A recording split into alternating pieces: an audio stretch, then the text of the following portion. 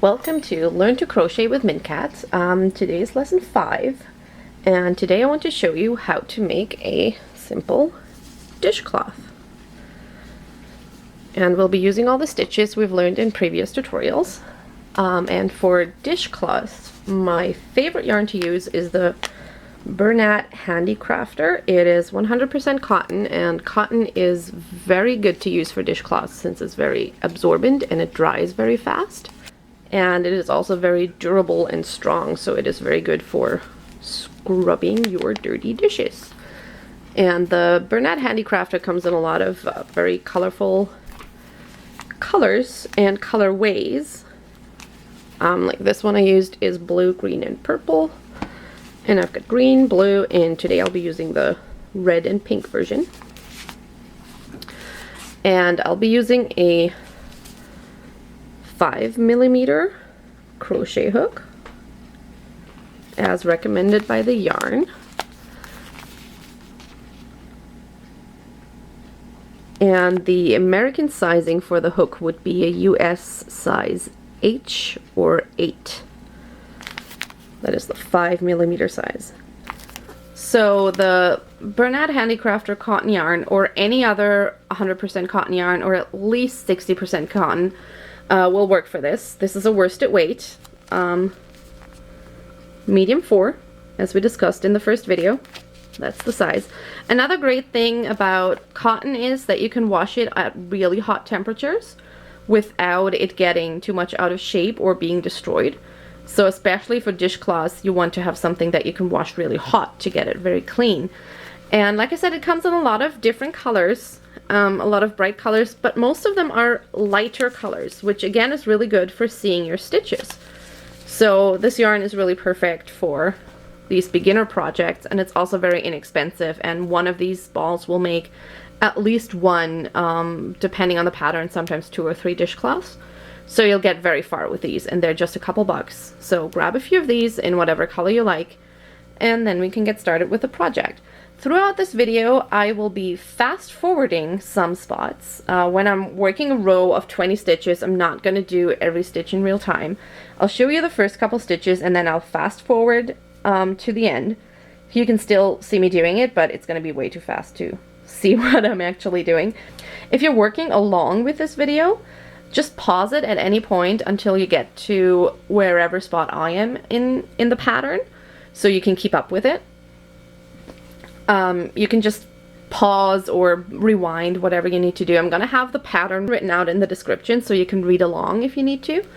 And like I said, pause whenever you have to.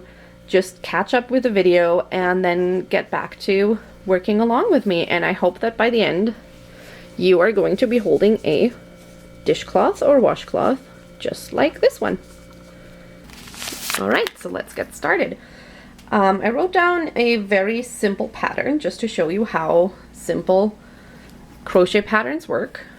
So this pattern lists everything we need to do to make this dishcloth, and I'll also explain some of the abbreviations that I used in these patterns. So you can see the title dishcloth, obviously, and then it starts with CH21. CH stands for the chain stitch. So we'll start with a chain of 21 chain stitches. Here's my slip knot on the hook, and here we go.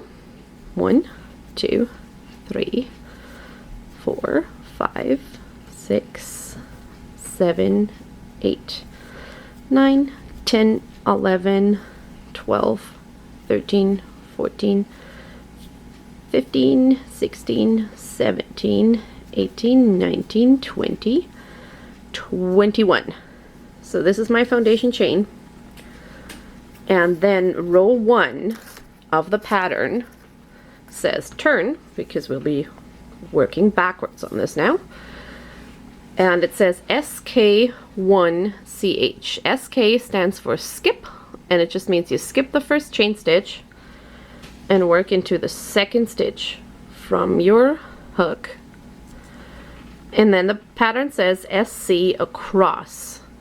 So we're going to do single crochet stitches across the whole length of this, and the number at the end indicates the number of stitches. So since we had 21 chain stitches and we're skipping the first, there are 20 left. So we will be making 20 single crochet stitches.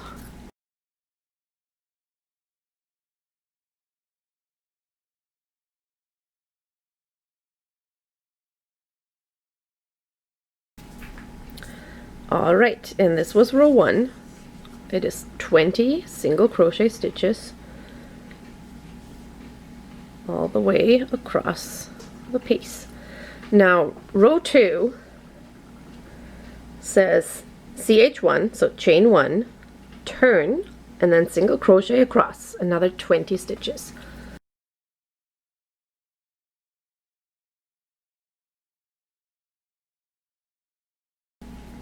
And here's the last stitch of row 2.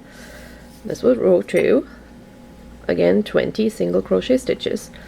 Now row 3 says chain 2, turn, and half double crochet across for another 20. So we'll chain 2 stitches, turn our piece, and then make 1 half double crochet in each single crochet of the previous row for another 20 stitches. So again, you get to practice your stitches for a bit.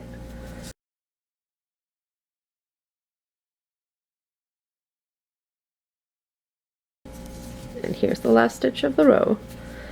And there we have 20 half double crochet stitches on top of the 2 rows of single crochet. And now row 4 says rep, stands for repeat, row 3. So we'll do the same thing again, chain 2, turn, and half double crochet across for another 20 stitches.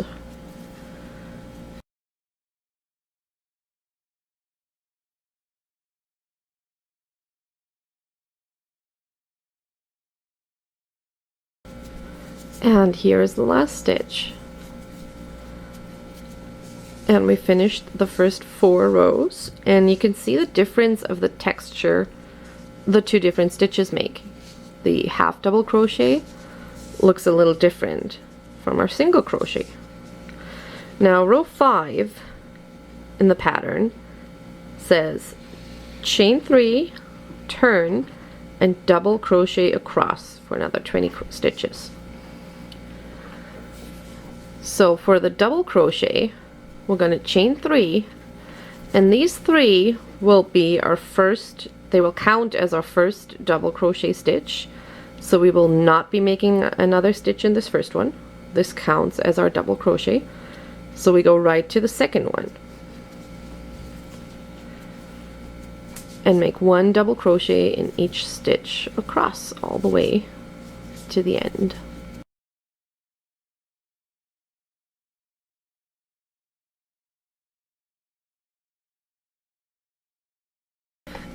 And now we're at the last stitch.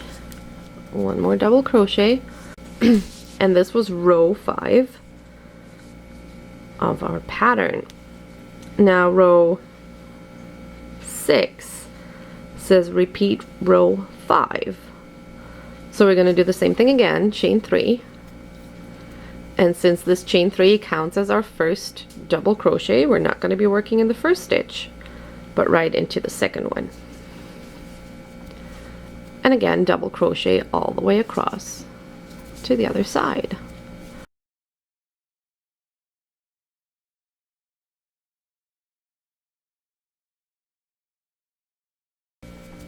And now we're coming to our last stitch.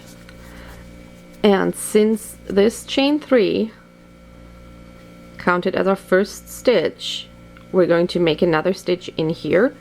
So we yarn over, go right into that top chain, and make a double crochet right there. So we'll get back to our 20 stitches, and that was row 6 of our pattern. As you can see, this works up really fast. And now row 7 of the pattern says chain 4, turn, and triple or treble crochet across for another 20. So we'll chain 4, 1, 2, 3, 4, and again this chain 4 will count as our first stitch. So we're not making one here in the first one goes into the second one. Right here. And we'll do our treble crochet right in here. And now we'll make another treble crochet in each stitch all the way across.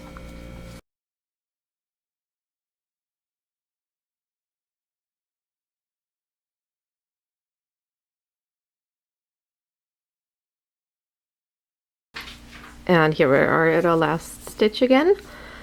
And again, like we did the previous row, the last stitch goes into the top of these chains. So into the top chain stitch, we insert our hook right there and make the last treble crochet for this row. That was row 7, and we're already over halfway there.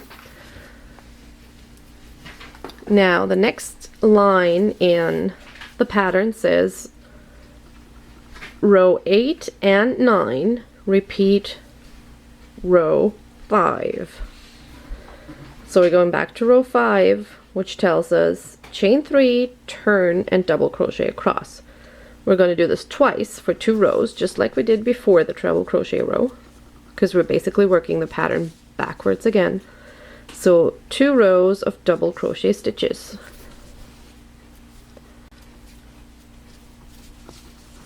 And it's the same as before, we don't work into the first one because these 3 count as our first double crochet stitch.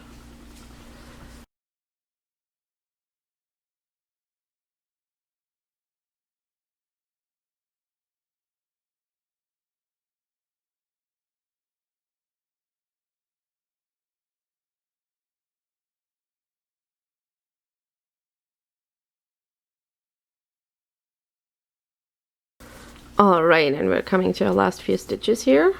One more in the stitch. And the last one goes into the top of these chain stitches again. And that was row 8 and 9. So now we'll do row 10 and 11, which say repeat row 3. And row 3 says chain 2, turn, and half double crochet across. So for the half double crochet, these 2 chains will not count as the first stitch because they're just a little bit short and don't really stand in for the stitch very well. So we'll just pretend they're not there at all and just work into the stitches. And we'll do this for 2 rows again.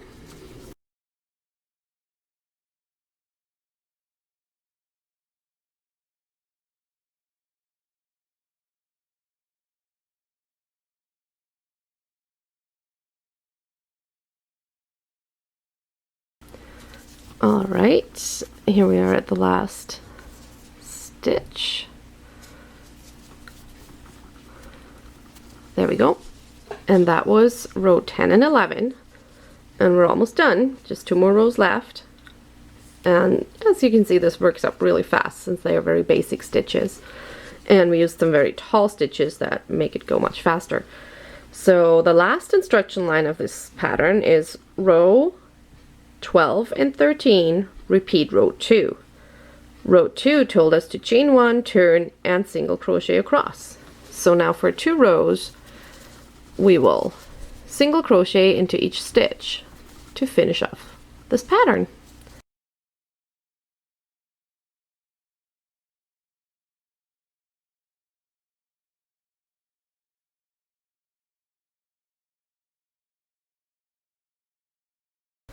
Alright, that was the last stitch.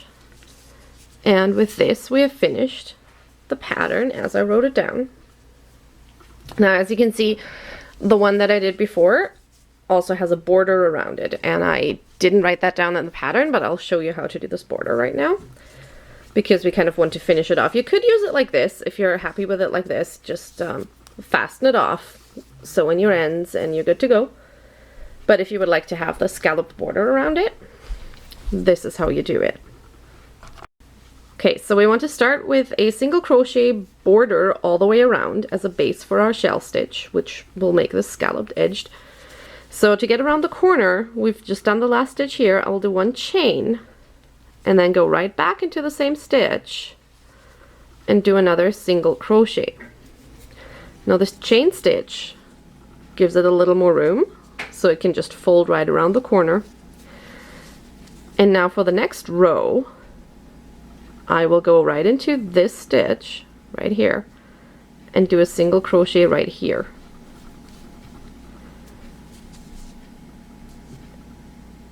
Right there. Same for the 2 half double rows. I will just go right into it from the side and do a single crochet stitch in each one of them. Now we're getting to the double crochet rows, which are these two. For each of the double crochets, I will do 2 single crochets to get over the width of them. So 1, 2 in the first one, and 1, 2 in the second one. For the treble crochet, I will do 3, and then again for the double crochet, I will do 2 each. 1, 2, 3, 1, 2, 1, 2. And now for the last 4 rows, the 2 half double and the 2 single, I will do 1 each again. 1, 1, 1, and 1. Now here I want to go get around the corner again, so again I'll do a chain, go in the same stitch, and do a single crochet. I'll put my little tail, that was the starting tail, I'll put it around the back so I can sew it in later. And then around my starting rows, I'm not going to work into my first chain, the foundation chain, I'm going to work into the actual crochet stitches. So I already did 2 here in the corner. So the first stitch that I will work into is this one. I go right in here and make a single crochet around my foundation chain. And I will do that for each stitch in this row.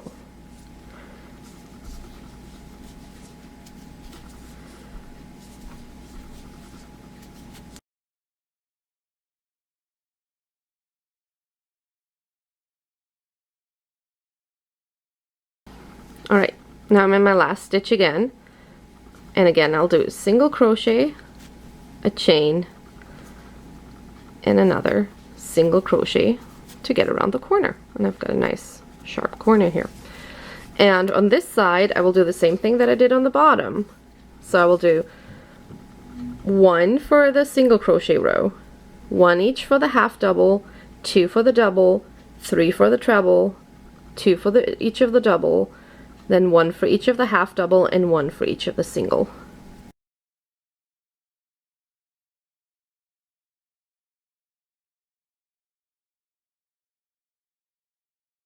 And 1. Alright, so now I'm all the way around. Since I already have a nice row on the top, I don't need to do that one again. So I've just gone around the side, the bottom, and the other side to give it a nice edge that I can now do my shell stitch on. It gives it this nice scalloped edge. A shell stitch consists of 5 double crochet stitches done in 1 stitch and then connected to the sides. And I'll show you how to do that right now. So I'm right here in the corner. I want to start with a corner stitch. Since I have shells on the corner, I'll just do half of one. So I'll start with 3 chain stitches, 1, 2, 3, and then I will do 2 double crochet stitches right here in this top stitch.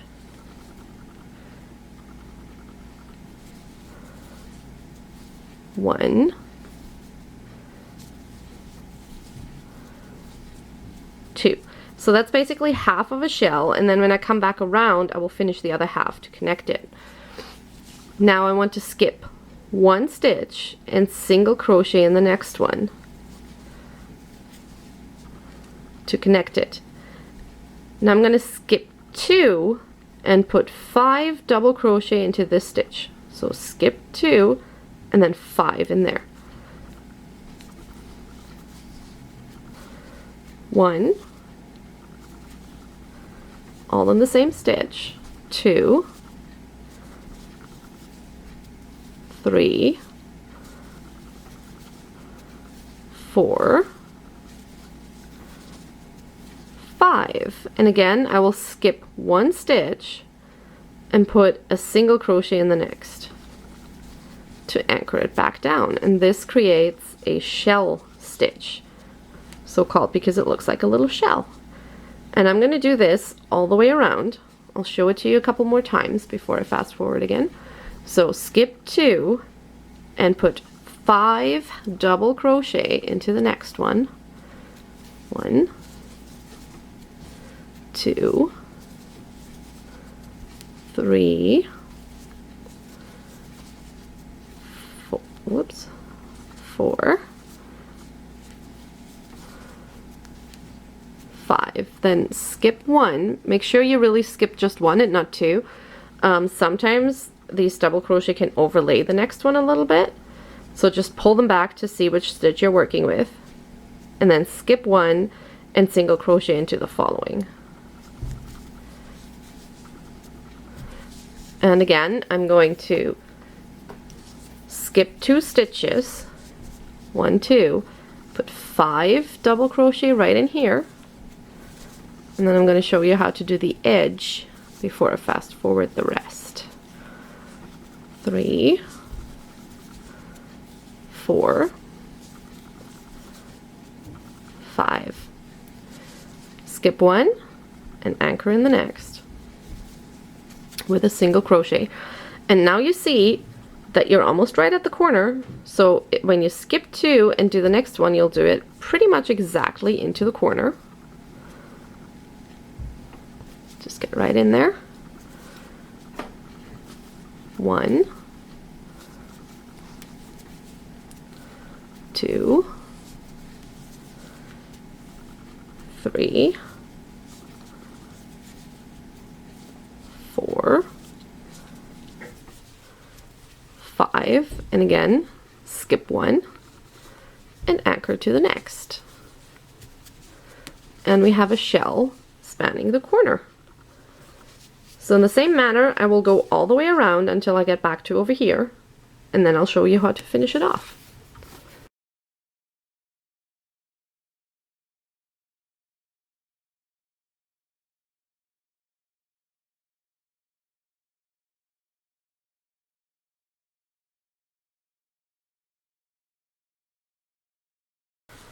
Alright, I'm here at my last shell stitch before I'm going to finish off.